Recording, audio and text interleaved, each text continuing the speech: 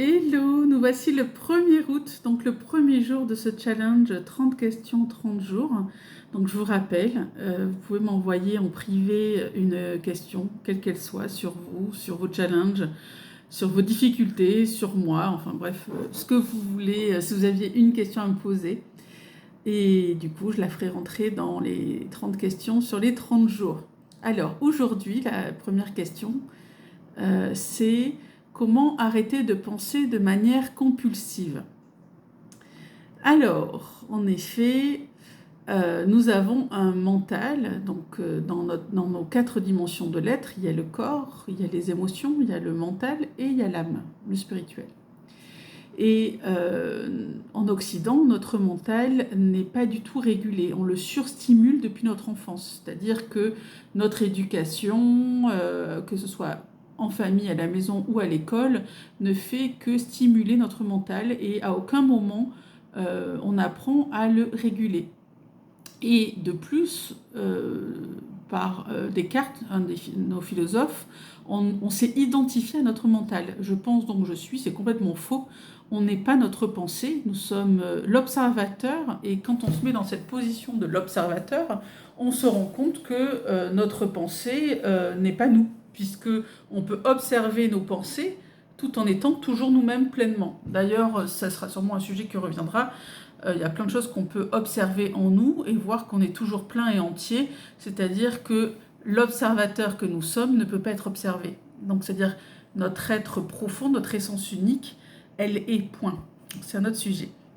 En tout cas, par rapport du coup à nos pensées, comment sortir de la compulsion ou d'un mental déréglé, c'est par l'observation ou la méditation. Alors l'observation, c'est juste de s'asseoir, de se mettre confortablement, d'être dans le rien faire et de voir ces wagons, ces pensées, ces wagons de pensée nous traverser. Voilà. C'est aussi une pratique méditative contemplative, c'est-à-dire qu'on peut aussi fermer les yeux, se concentrer sur notre respiration ou sur notre cœur. Donc moi je pratique la méditation sur le cœur depuis 35 ans.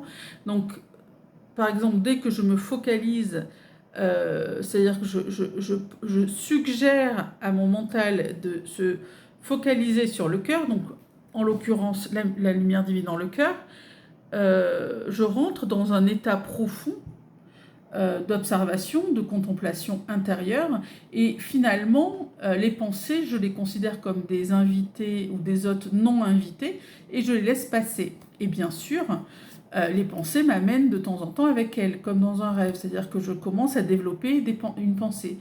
Au moment où je m'en rends compte, je reviens sur ma suggestion initiale, qui peut être donc la respiration, le cœur, ou etc. Je ne vous conseille absolument pas de faire des méditations sur le 3e œil, puisque ça peut tout à fait développer le mental et autres déviations.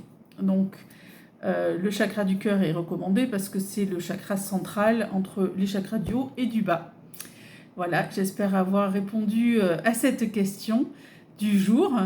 N'hésitez pas à me mettre des commentaires, des observations. Et puis, je vous ai moi aussi posé une question du jour qui est qu'est-ce qui vous fait vous sentir vraiment vivant? Voilà, donc tous les jours, je vous poserai une question aussi, ce qui rendra le jeu plus interactif.